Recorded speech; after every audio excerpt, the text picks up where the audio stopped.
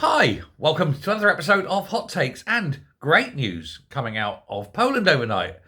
Great news if you're not part of the New World Order, the WEF and all that, they'll hate it. The new Polish president has been elected. He is Karol Nawrocki.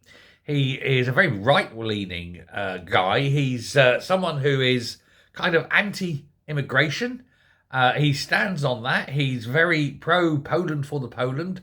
Poland for the Poland, Poland for the Polish. He is very much let's keep out the hordes. He wants Poland to remain somewhat isolated, if you will. He says we don't want to import trouble. That's the party's stance.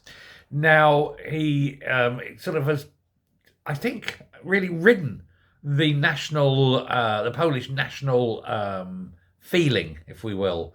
No more sucking up to the EU. He wants to strengthen borders. He wants zero immigration from what they call asylum seekers, going very much the same way as Denmark at the moment. So no more asylum. Poland is very proud on this. They've said they've never had a terrorist attack. Wonder why. Strange, isn't it? And of course, he was the candidate that was endorsed by Donald Trump. So, of course, the rest of Europe who aren't, moving to the right. So, the French, for example, and the Germans are both finding his election problematic. Meanwhile, things like Sweden, Holland, Denmark, and Italy are all very much welcoming. And, of course, he's got a good friend in Viktor Orban in Hungary. So it seems to be this coalition of the right versus the coalition of the left within the EU. And it's going to help rent the EU asunder, I think, because he is very much part of the Novigrad group.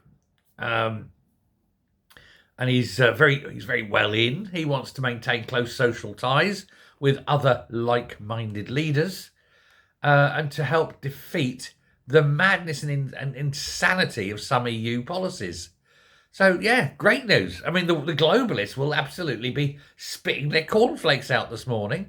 But for anyone who's got any idea about what's better for human beings rather than what's better for the elite, well, good news, I think. He's had several scandals on his way to the leadership, but he's managed to survive them all. I think a favourable press helps. I think the press in Poland realise where their bread is buttered, basically, on whose side the people are. And so the press are pitching to the audience. And the people of Poland, of course, are actually, small c, conservative. They're all they're Catholic predominantly. They're how can we say?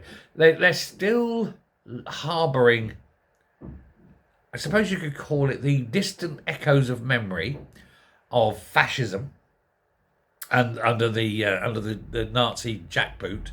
And so they don't like the fascism of the EU, where an unelected leadership tells you what to do. There's still those echoes there. And the Poles I know have all been fairly nice people. Decent, So good luck to them. And well done, Poland, for going the right way. Thanks very much. Bye.